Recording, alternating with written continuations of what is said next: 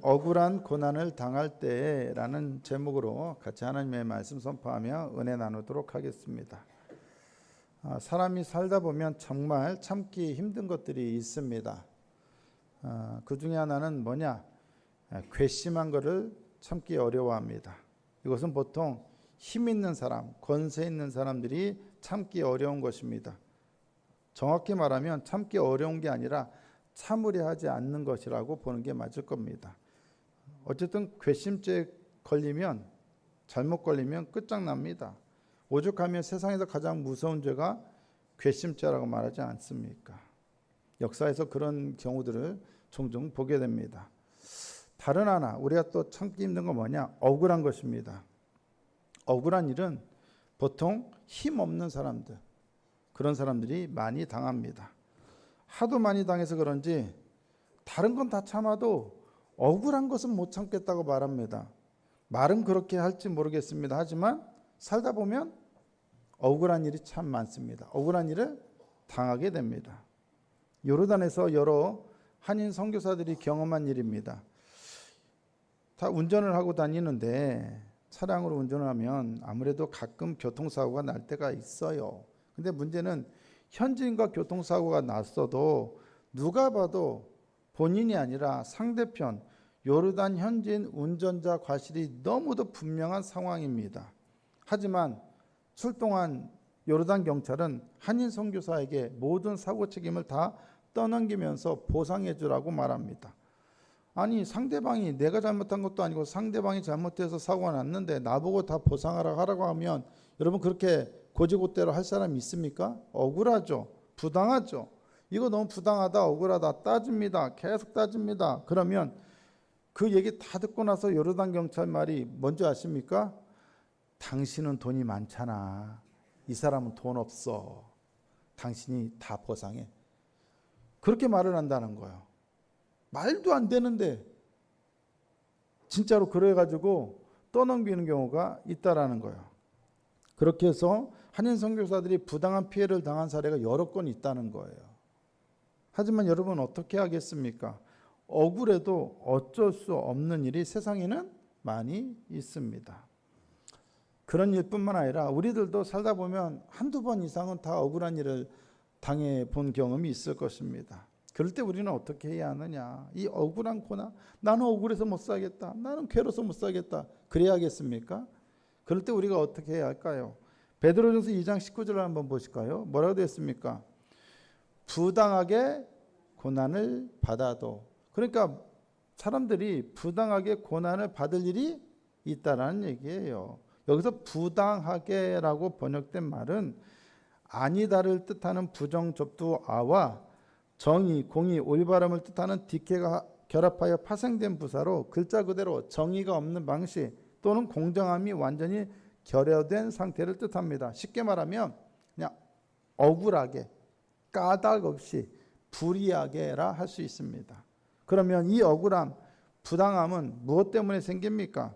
베드로전서 2장 18절을 보면 사원들에게 사도 베드로가 하는 말인데 주인들에게 잘 순종하라고 말을 하면서 이렇게 말합니다.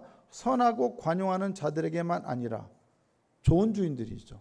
이런 사람들에게만 순종하지 말고 또한 누구에게도 또한 까다로운 자들에게도 그리하라. 그들에게도 순종하라는 거예요. 여기서 까다로운이라고 번역된 헬라어는 구부러짐, 삐뚤어진, 심술궂은, 불이한 이런 뜻을 갖습니다. 이 단어는 본래 강이나 길 같은 것이 구불구불하게 굽어있는 상태를 가리킬 때 사용하는 말입니다. 그런데 이것이 사람의 인격이나 도덕성에 사용될 때는 성품과 인격이 삐뚤어지고 정직하지 못하고 이치에 맞지 않게 변덕스러운 상태를 가리킵니다. 선하고 관용하는 주인은 문제될 게 없어요. 다 괜찮아요. 문제는 까다로운 주인이에요. 까다롭다는 것은 일관성이 없고 억지를 부리고 타당한 이유 없이 분노를 표출하고 상식적인 대화가 통하지 않는 막무가내로 횡포를 부리는 것을 뜻합니다. 이런 주인 때문에 억울한 부당한 고난을 당하는 사원들이 많았을 것입니다. 요즘 사람들이요 완장만 차도요 지멋대로 하려고 그래요. 사람들의 못된 습성이 그래요. 권력만 가지면요, 사람들이 그래요. 근데 주인이 노예 위에 얼마나 막강한 권력을 가졌습니까? 생사 요탈권을 가졌잖아요. 자기 마음에 안 들면 다 말도 안 되게 트집을 잡고 막 혼내고 괴롭힙니다. 일을 잘못해서가 아닙니다. 못된 짓을 저질러서도 아닙니다. 단지 주인이 못된 인간이라서, 까다로운 인간이라서 그런 겁니다. 그런데 사도 베드로는 이처럼 억울한 고난을 당하는 사원들에게 무엇이라고 말합니까? 하나님을 생각함으로 슬픔을 참으라고 말합니다. 참으라고. 선을 행함으로 고난을 받더라도 참으라고 말합니다. 하나님을 생각함으로 참으라는 것은 이 사원들이 누구란 얘기예요? 그리스도인들이라는 것을 의미합니다. 비록 세상의 신분으로는 사원, 즉 종이지만 영적으로 볼 때 그들은 하늘에 속한 자들이고, 때문에 이 세상에서는 베드로전서 2장 11절에서 말하는 것처럼 거류민과 나그네들입니다. 그들이 당하는 슬픔은 그들이 단지 종이기 때문에, 사원이기 때문만은 아닙니다. 앞서 말했던 요르단의 한인 선교사들처럼 하늘 백성으로서의 신앙의 양심을 지키려다 세상에 거류하는 나그네들 같이 부당한 대우를 당하기 때문에 슬픔, 즉 고통을 당합니다. 신앙이 아니더라도 종이니까, 주인 밑에 소속된, 소유된 종이니까 억울한 일을 얼마나 많이 당하겠어요. 억울한 일을 얼마나 많겠어요. 근데 거기다가 신앙 때문에 그들은 더 힘들고 부당하고 억울한 고난을 당해야 했습니다. 세상에서는 억울한 일 당하면 어떻게 하라고 말합니까? 그냥 당하고 있어, 참아, 그렇게 말합니까? 억울함, 부당함이 사라질 때까지 맞서 싸우라고 말합니다. 소위 말하는 눈에는 눈, 이에는 이, 그런 식으로 대응하라고 말합니다. 그걸 가만히 뒀어? 그럼 바보지? 그러지 않습니까? 끝까지 싸우라고 합니다. 그러나 베드로 사도는 뭐라고 말합니까? 참으라고 말합니다.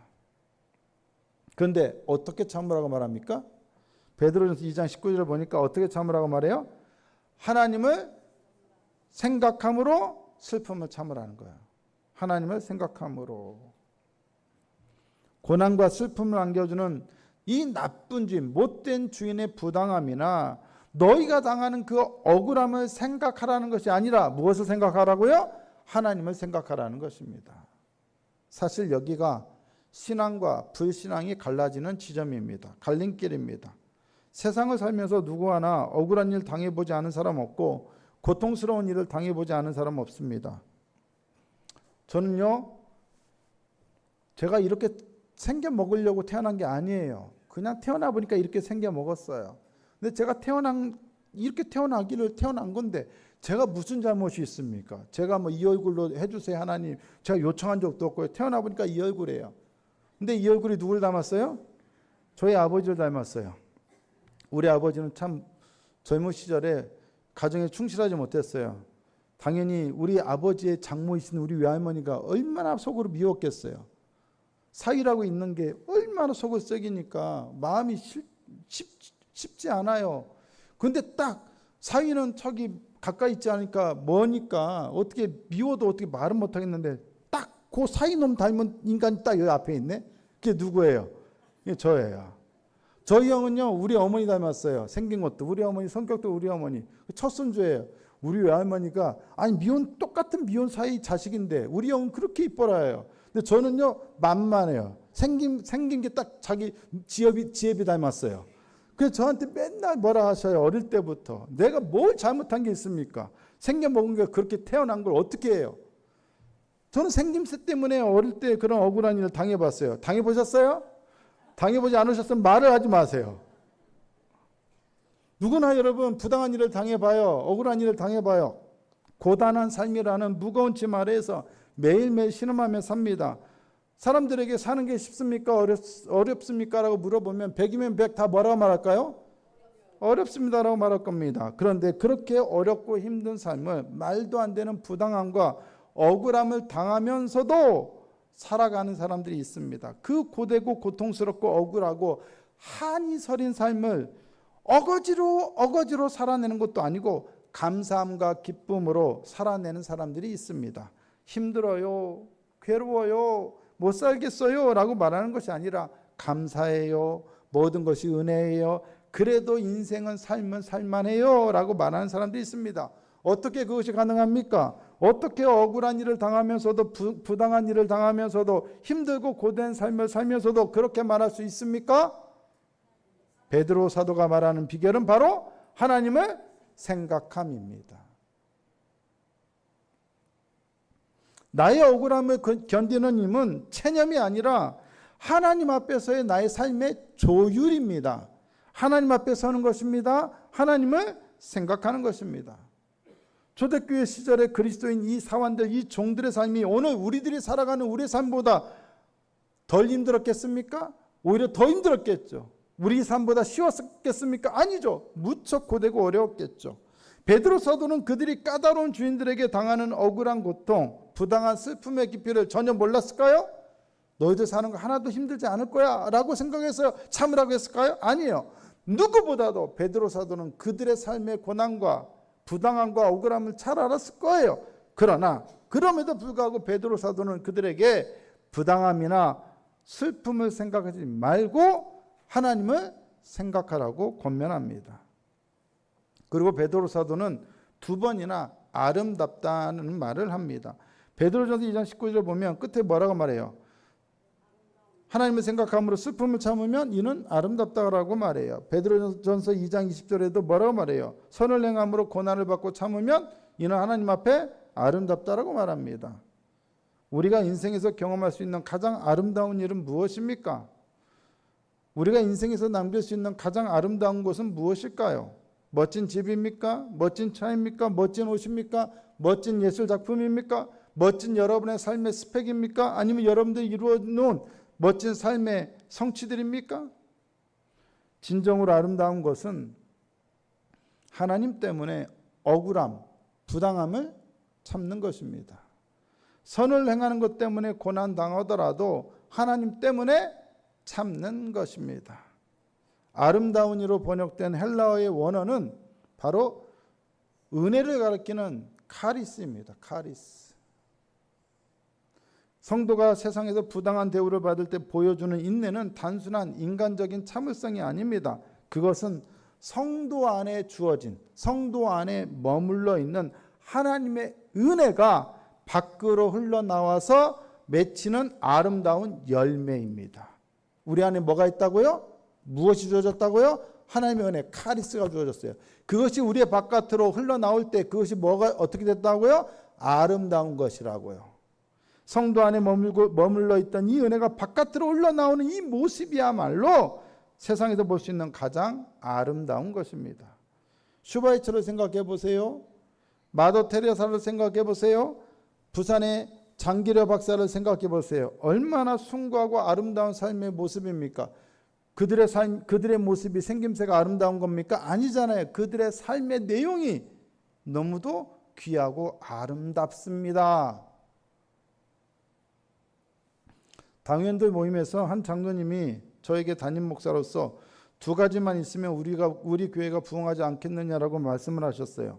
하나는 당연히 성도들을 흔들어 깨우는 은혜로운 말씀입니다. 그리고 다른 하나는 뭘까요? 바로 담임 목사인 저 자신에 대한 미담이라고 말합니다. 맞는 말씀이죠. 미담이 무엇입니까? 사람을 감동시킬 만큼 아름다운 내용을 가진 이야기 아닙니까? 근데 여러분, 미담이 쉽게 만들어집니까? 미담이 쉽게 만들어져요? 미담이 쉽게 만들어지지도 않는데 왜 얘기도 안 하고 계세요? 작은 거라도 좀 얘기 좀 하세요. 좀.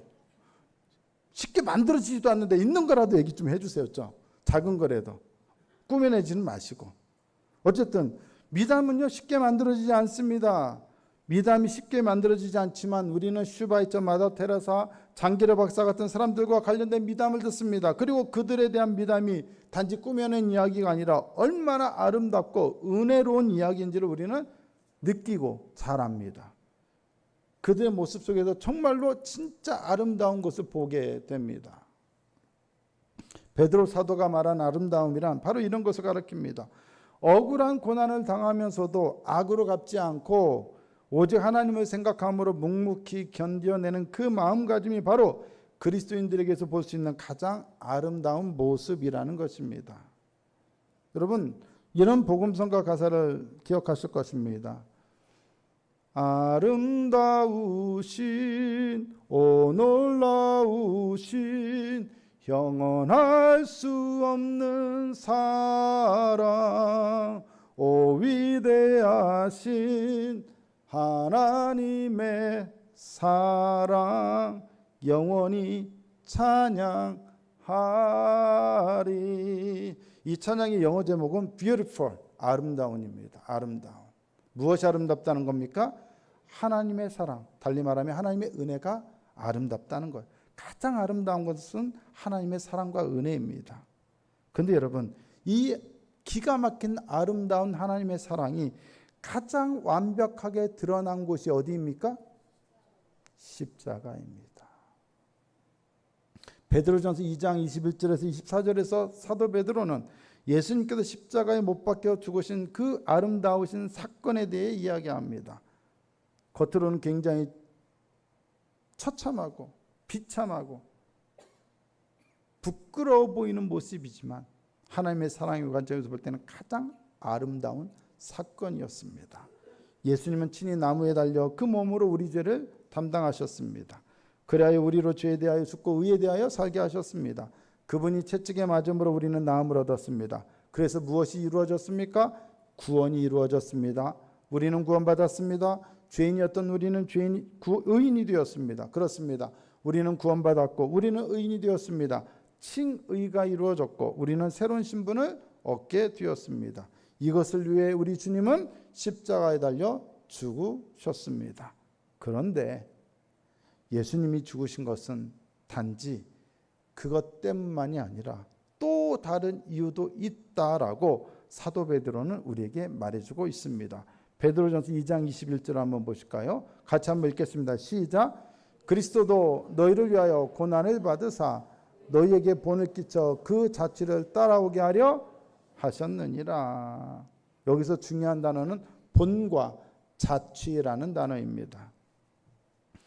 본으로 번역된 헬라어는 휘포그람모스라고 하는 단어인데 아래를 뜻하는 휘포와 쓰다, 그리다를 뜻하는 그라포가 결합된 단어입니다. 휘포그람모스. 이 단어는 고대 그리스 시대의 학교 교실에서 유래한 독특한 단어인데 당시 교사들은 어린아이들에게 글씨를 가르칠 때 어떻게 했느냐, 밀랍판에 글자의 윤곽선을 연하게 미리 그려줍니다. 그려줘요. 그러면 학생들은 교사가 미리 그어놓은 그 선을 따라 어떻게 돼요? 글씨를 따라 씁니다. 그렇게 해서 글씨를 익혔습니다. 사도 베드로는 예수님이 십자가에서 당하신 고난이 우리가 세상에서 억울한 일을 당할 때 어떻게 반응해야 하는지 완벽하게 미리 그려놓으신 밑그림이라고 말하고 있는 것입니다. 아무리 부당하고 억울한 일을 당할지라도 내 마음대로 반응하거나 내 마음대로 삶을 그려내는 것이 아니라 예수님이 십자가를 통하여 미리 그려놓으신 그 십자가의 선을 그대로 따라 너희의 삶을 그려내라고 말하는 것입니다. 또 자취로 번역된 헬라어는 이크노스라고 하는 말인데 쉽게 말해 발자국, 흔적을 가리킵니다. 사람이나 동물이 지나간 뒤에 땅에 뚜렷하게 남는 발자국을 뜻합니다. 눈이 쌓인 산길이나 푹푹 빠지는 모래사장을 걸을 때 누군가 앞서간 사람이 남긴 발자국을 그대로 밟고 가면 어떻습니까? 굉장히 편합니다. 예수님께서 고난의 길을 먼저 걸어가시고 선명한 발자국을 남겨놓으셨기에 우리도 고난을 당할 때 어떻게 하라? 그 예수님께서 미리 남겨놓으신 십자가를 통해 남겨놓으신 그 발자국을 따라가라는 것입니다. 그러면 우리가 결코 길을 잃을 염려 없이 안전하게 우리의 목적지까지 가게 될 수 있다는 것입니다. 이 본과 자취를 통해 사도 베드로가 하고 싶은 말은 무엇이겠습니까? 당시 까다로운 주인들 때문에 부당한 고난을 당하는 사원들뿐만 아니라 오늘날 고난당하는 삶을 사는 모든 인생들을 향해 사도 베드로는 지금 우리가 걷는 그 고난의 길은 우리 혼자 걷는 길이 아니라고 말하고 있는 것입니다. 우리보다 먼저 앞서 예수님께서 그 험한 길을 걸으셨고 우리를 위해 뚜렷한 발자국을 남겨놓으셨다는 것입니다.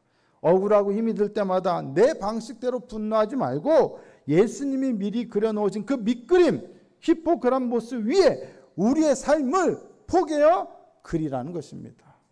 사도 베드로는 바로 이것을 위해 우리가 부르심 받았다라고 분명하게 말하고 있습니다. 베드로전서 2장 21절 뭐라고 되어 있습니까? 앞부분만 한번 읽어볼까요? 시작. 위를 위하여 너희가 부르심을 받았으니. 무엇을 위하여? 이를 위하여. 십자가라는 예수님의 본과 자치를 따르기 위하여 우리가 부르심을 받았다는 것입니다. 우리 그리스도인들은 왜 주님께서 우리를 부르셨는지를 제대로 이해할 필요가 있습니다. 주님께서 우리를 부르신 게 힘든 삶을 살지 않게 하시려고 부르신 겁니까? 고난 없는 삶을 살게 하시려고 우리를 부르셨습니까? 부당한 일, 억울한 일을 전혀 당하지 않게 하시려고 우리를 부르셨습니까? 아닙니다. 오히려 주님께서 우리를 부르신 이유는 우리가 당하는 부당한 일, 억울한 일 때문에 힘들더라도 참고 인내하여 하나님 앞에 아름다운 삶을 살아내라고 부르신 겁니다. 아멘이십니까? 예수님은 바로 이런 삶을 위한 모범이시라는 겁니다. 베드로전서 2장 23절을 한번 보실까요? 함께 읽어봅니다. 시작. 욕을 당하실 때 맞대어 욕하지 아니하시고 고난을 당하실 때 위협하지 아니하시고 오직 공의로 심판하시는 이에게 부탁하시며. 욕하지 않으셨어요? 위협하지 않으셨어요? 하나님께 부탁하셨어요. 이 세상은 모욕을 당하면 똑같이 반격해서 욕설로 대갚아 주려고 합니다. 하지만 십자가에서 주님은 그렇게 하지 않으셨습니다. 이 세상은 고통을 당하면 자신을 괴롭히는 자들을 향해 저주하며 위협하고자 합니다. 하지만 예수님은 그러지 않으시고 도리어 공의로 심판하시는 이에게 부탁하셨습니다. 당신을 십자가에 못 박으려는 그 로마 군병을 향해서 너 나 이거 박으면 너 알아서 해. 하나님께 내가 말해서 내가 12군단도 더 되는 천사들을 보내달라고 한다. 위협하지 않으셨어요. 오히려 어떻게 하셨어요? 하나님께 부탁하셨어요. 부탁하다는 말은 주권을 넘겨주다라는 의미입니다. 예수님은 십자가의 전 과정 가운데서 내내 지속적으로 모든 판단의 주도권을 하나님께 양도하셨습니다. 그렇습니다. 우리가 욕을 당할 때, 고난을 당할 때 그리스도인들이 참는 것은 결코 비굴함이나 체념이나 무기력함 때문이 아닙니다. 도리어 그리스도인들이 인내하고 참는 것은 나의 주권이 아닌 다른 주권, 즉 하나님의 주권을 인정하고 믿는 믿음과 용기가 있기 때문입니다. 이것은 자기 방어의 포기가 아니라 하나님께 맡기는 신뢰입니다. 이게 바로 믿음입니다. 욕을 욕으로, 고난을 위협으로 갚지 않는 것, 즉 어떠한 상황에서도 보복하지 않는 것은 결코 우리에게 분노할 힘이나 분노할 의욕이 없어서가 아니라 전적으로 하나님 때문입니다. 그리스도인들의 진정한 힘은 인내이며 이 인내는 하나님의 통치를 신뢰하며 기다리는 힘입니다.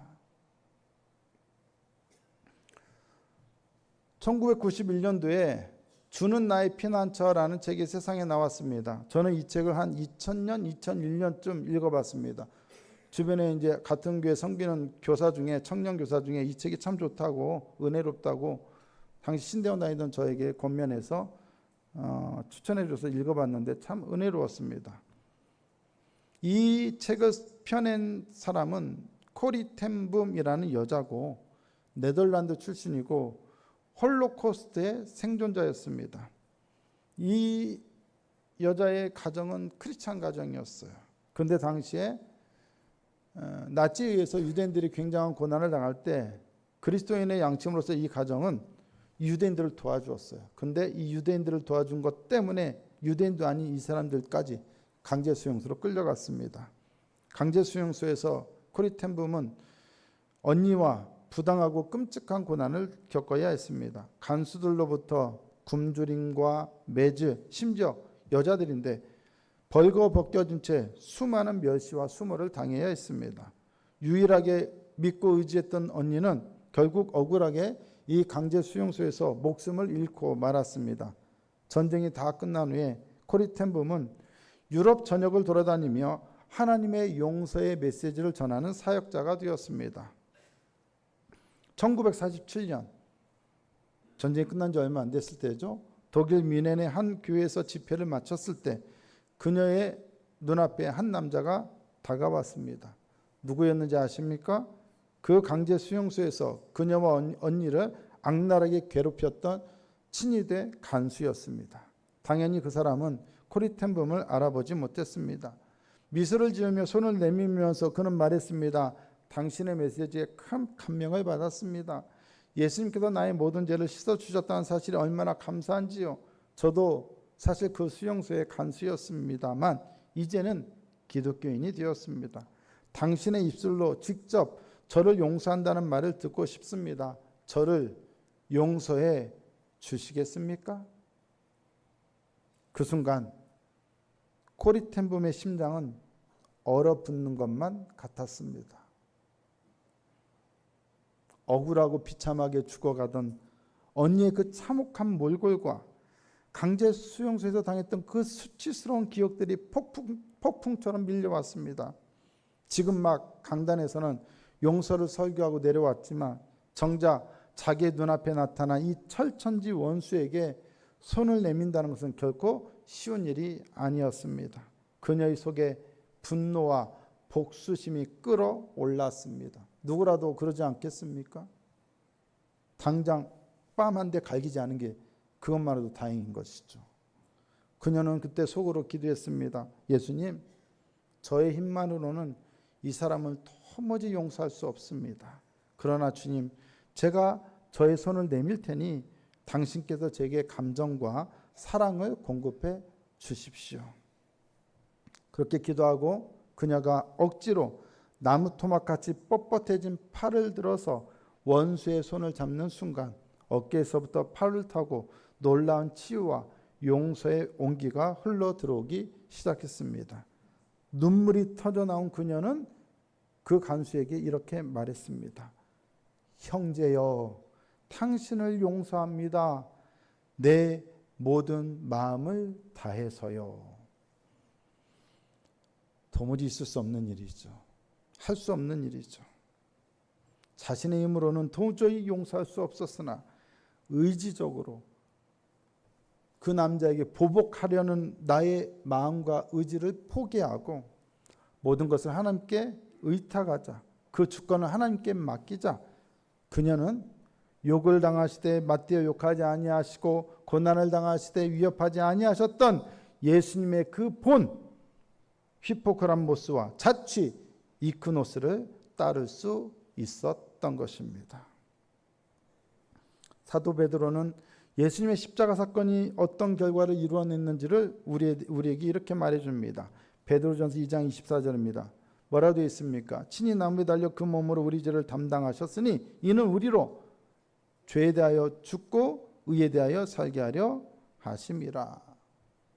죄에 대하여 죽고에서 이 죽고라는 말은 어떤 장소나 상태로부터 멀어지다, 사라지다, 존재하기를 그치다라는 뜻입니다. 여기서 말하는 죄란 무엇이겠습니까? 바로 욕을 당할 때 욕하는 것, 고난을 당할 때 위협하는 것, 하나님께 맡기지 않고 자신이 정의를 행하려는 것, 부당한 고난을 참지 않는 것 등을 의미합니다.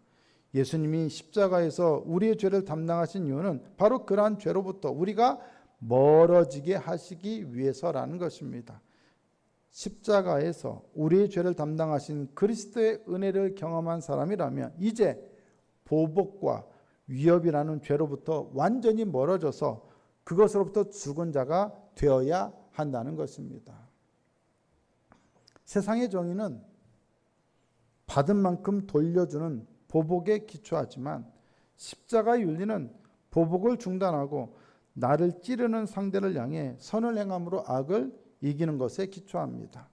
복수하고자 하는 우리의 주권을 포기하고 하나님께 의탁하게 만들려는 것이 바로 예수님께서 친히 나무에 달려 그 몸으로 우리 죄를 담당하신 이유였습니다.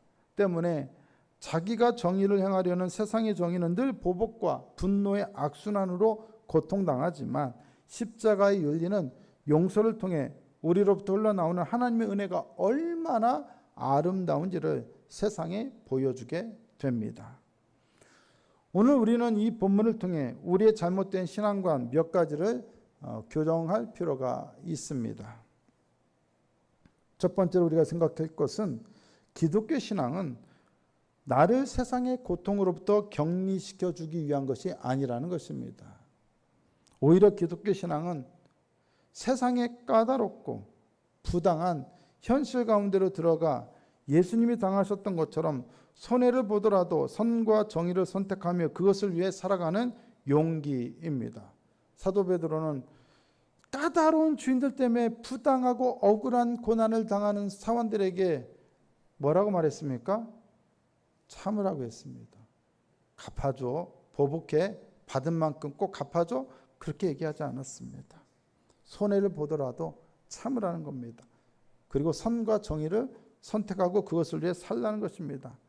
신앙은 까다롭고 부당한 우리의 고단한 현실을 도피하거나 외면하는 것이 아니라 오히려 예수님의 본을 따라 그러한 불의한 현실을 의롭게 바꾸기 위해 살아가는 것입니다.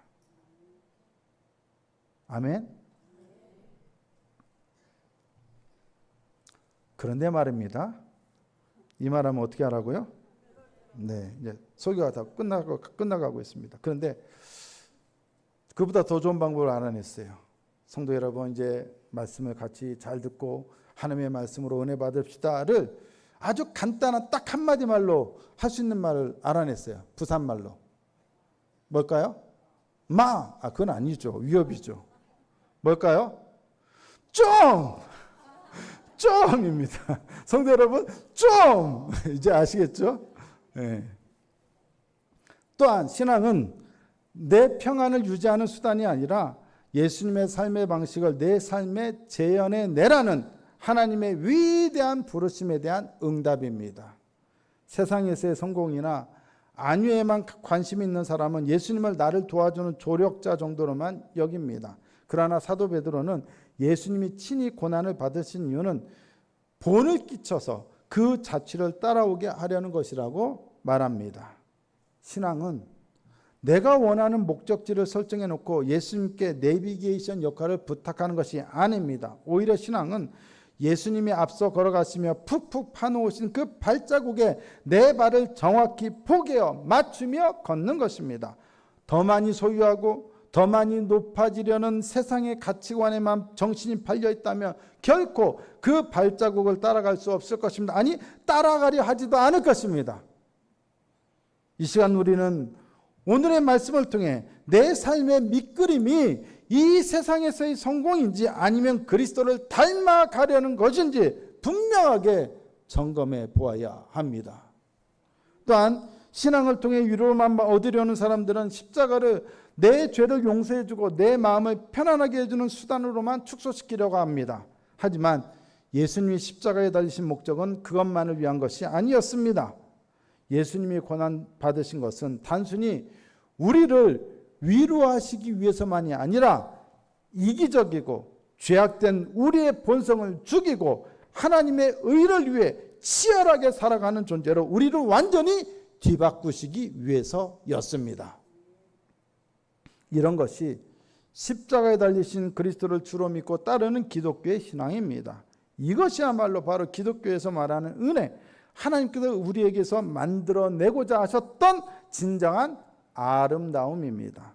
우리의 삶을 통해 하나님의 은혜가 드러날 때 세상은 진정으로 하나님의 아름다우심과 하나님께서 우리 안에서 혹은 우리를 통해서 이루어 가시는 그 아름다운 것을 보게 될 것입니다. 하나님의 은혜를 비로소 깨닫게 될 거라는 얘기입니다. 참고 인내하며 십자가를 따르는 삶, 그것이 바로 기독교의 삶인 것을 기억하십시오. 그것이 우리의 죄를 대속하기 위해 십자가에 달리신 주님께서 죄를 용서받은 후에 우리가 새롭게 살아가기를 기대하셨던 모습이었음을 기억하십시오. 그렇게 조금씩 성장해 감으로써 주님이 하신 일이 어떻게 우리를 변화시켰는지를 세상에 보여줘야 합니다. 우리의 이기적인 본성을 죽이고 하나님의 아름다움, 하나님의 은혜를 그려내는 삶을 살아내야 합니다. 그것이 사도 베드로가 부당한 고난, 억울한 고난을 당하던 당시의 그리스도인들에게 전하고자 했던 메시지이며 오늘 이 시대를 살아가는 우리들에게도 전하고자 했던 메시지입니다. 억울한 고난을 당할 때 원망하거나 보복하거나 정의를 위한 자기의 주권을 실행하려 하기보다는 하나님을 생각함으로 참고 인내하는 가운데 이 세상에서 가장 놀랍고 아름다운 십자가의 밑그림을 그려 가시기 바랍니다. 십자가의 밑그림을 세상 사람들에게 보여주시기 바랍니다. 그리하여 주님이시여 당신의 십자가가 오늘 나를 이렇게 변화시켰나이다. 아름다우신 놀라우신 하나님의 사랑이 우리에게서 이루신 일이 바로 이것입니다 라고 고백할 수 있는 저와 여러분이 되실 수 있기를 바랍니다.